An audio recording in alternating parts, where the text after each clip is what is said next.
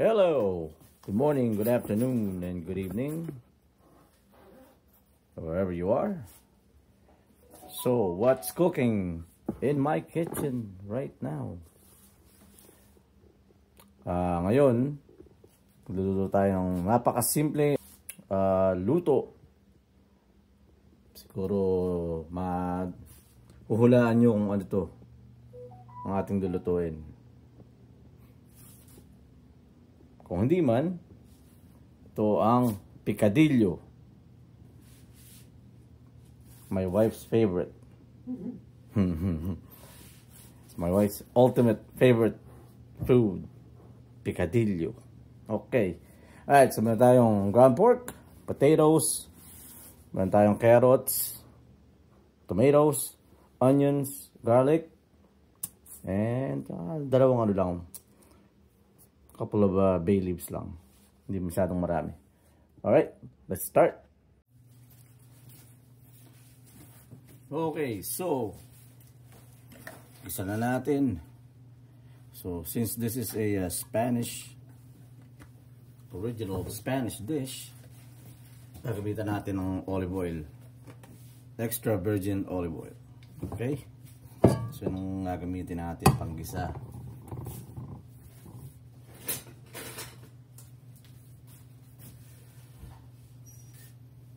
Alright, nahin natin bawang. The usual. Bawang.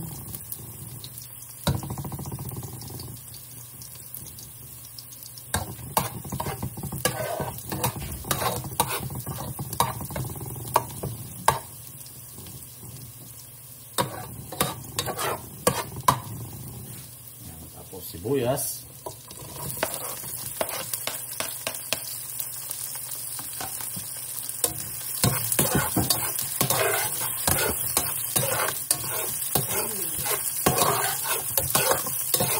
Good, ha? May kabango.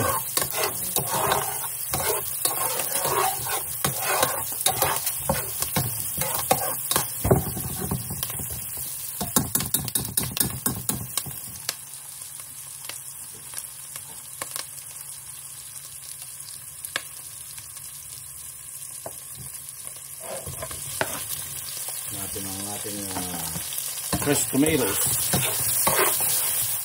Masyadong malakas yata ang ating apoy. Hinahan natin ng konti.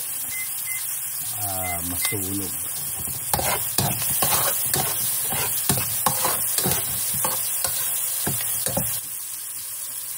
So lalagyan natin yan ng konting patis.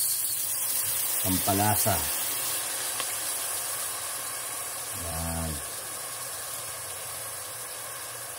Kung napansin nyo, hindi tayo naglalagay ng betsin. Pero wala naman akong ano. I'm not against MSG. Okay lang naman sa akin. Pero nakasanayan ko na lang kung hindi maglagay.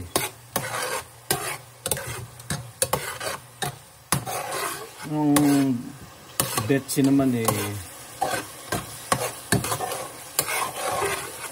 hindi naman masama kung hindi marami. It's like anything else, diba? Miski asin, pag sobrang asin, masama na rin. So lumaki tayong kumakain sa Pilipinas, mga lutong ulam, mga karinderya, yun, punong-puno ng betsin yung mga yun. Ako alam ko naman pagka sobrang betsin, medyo parang aantokin ka, may hilo ka ng konti.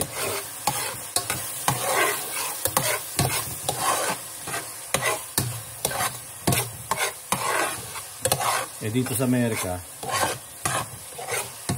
talagang maraming taong ayaw ng betsin.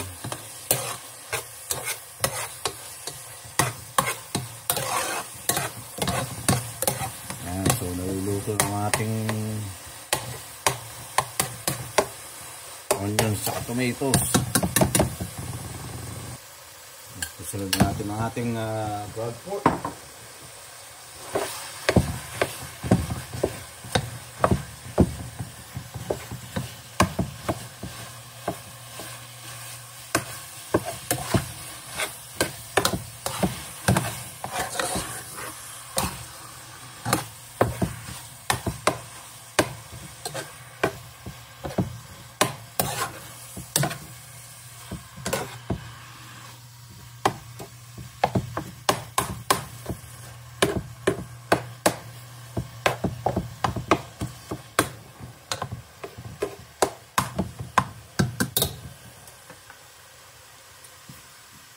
Lagyan na rin natin ng konting paminta.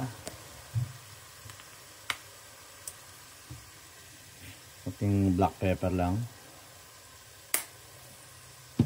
Tsaka itong laurel, ha? Para matanggal na yung konting amoy ng ating pork.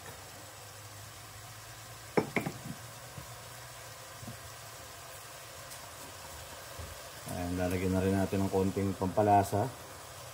Itong ginagamit kong pampalasa, imbes na betchin, itong sazonador.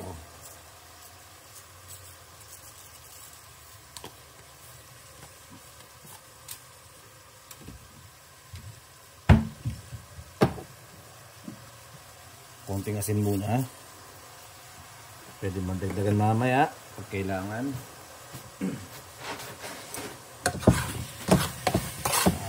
Lang natin para maluto ng gusto yung ating giniling na baboy, matanggal ng lansa.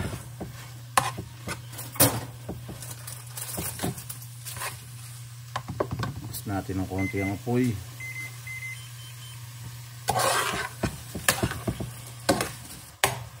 Ang ginagawa natin dyan, naantay natin mag brown yung ground pork ng konti. Kasi pag nag-brown yan, lutong-luto na siya.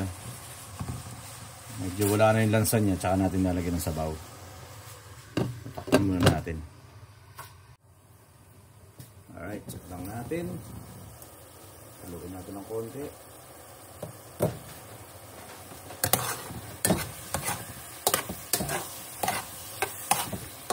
So, pag nawala na yung tubig niya, sisimula na siyang maprito ng konti. Yun ang inaantay natin dyan. Tapos yung makikita nyo yung mga medyo malalaking peraso na yan, maghihiwa-hiwalay siya pagka napiprito siya. So yun, alam na natin na talagang lutong-luto na yung karne natin.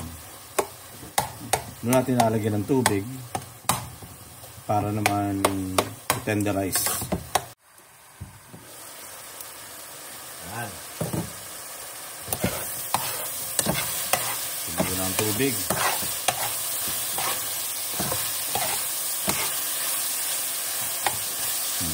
Durog na yung naghihiwa-hiwalay na yung mga malalaking peraso ng ground pork natin.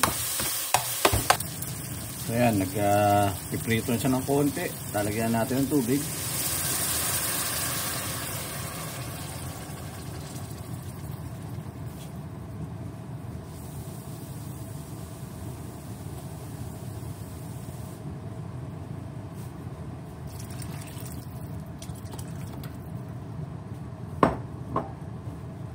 Yan, ang gandang kulay niya, kulay dilaw. Tapos ngayon lalagyan na rin natin ng konting tomato paste. Alright.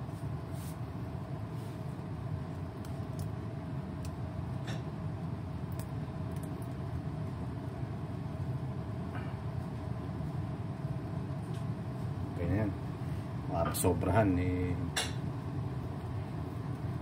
masyadong umasim. So tama na yan. Kumulay lang ng konti. Ayan, bukulay ng pula ng konti. Dahil ang din natin lalagyan niya ng tomato sauce. So ayan. Kaya natin lumambot. Takpan natin. Lagay natin sa medium heat. Check lang natin. Ilang minuto na kumukulo ito.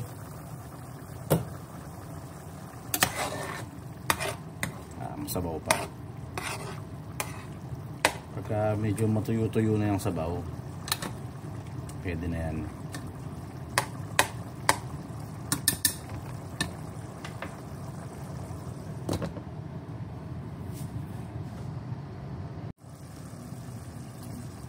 O yan, so patuloy na yung sabaw.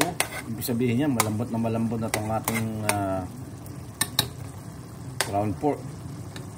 Pwede natin i-add yung ating ibang ingredients, recado. Lagyan na natin yung carrots.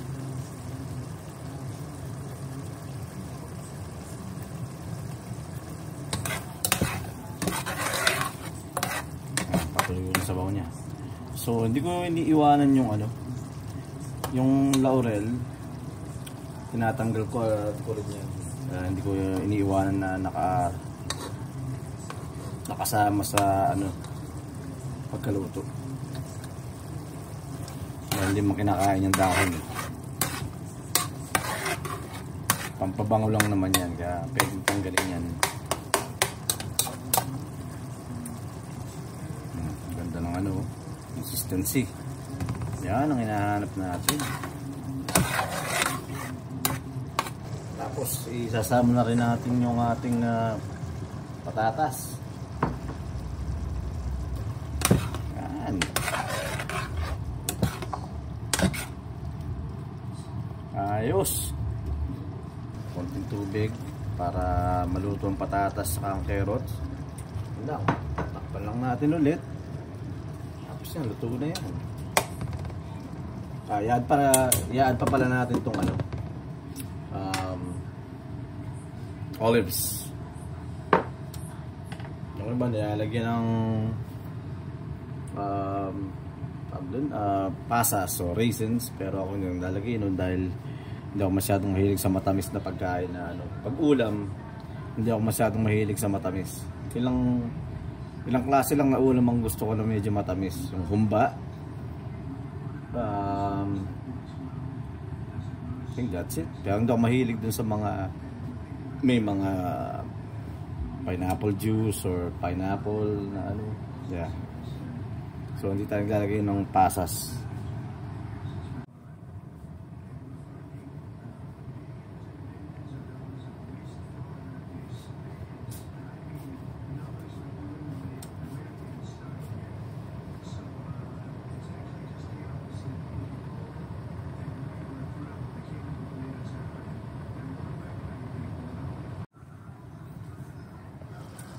Alright, so luto na to.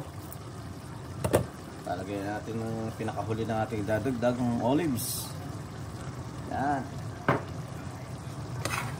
Kung gumamit ng olives, pwede kang gumamit ng capers. Yung iba, naglalagay ng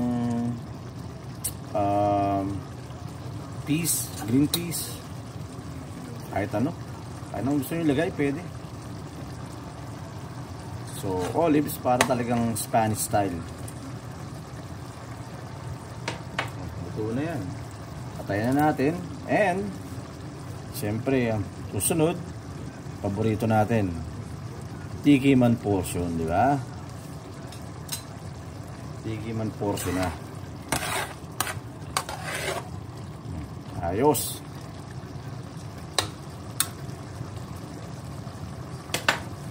Patayin natin. Ngayon titikman na natin yan.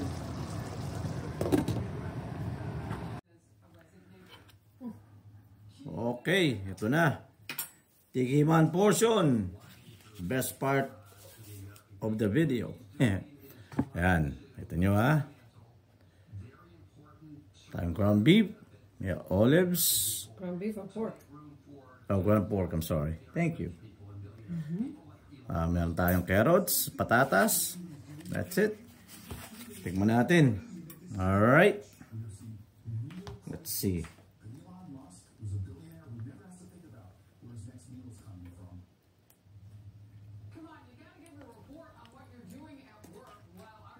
How are you, babe?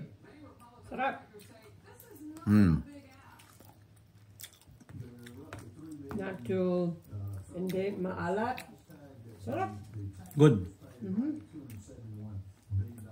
Thank you. Very good. Ayos. Ayos. Sarap.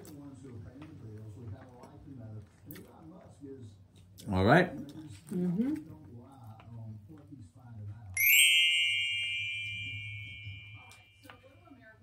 Okay. Until the next video.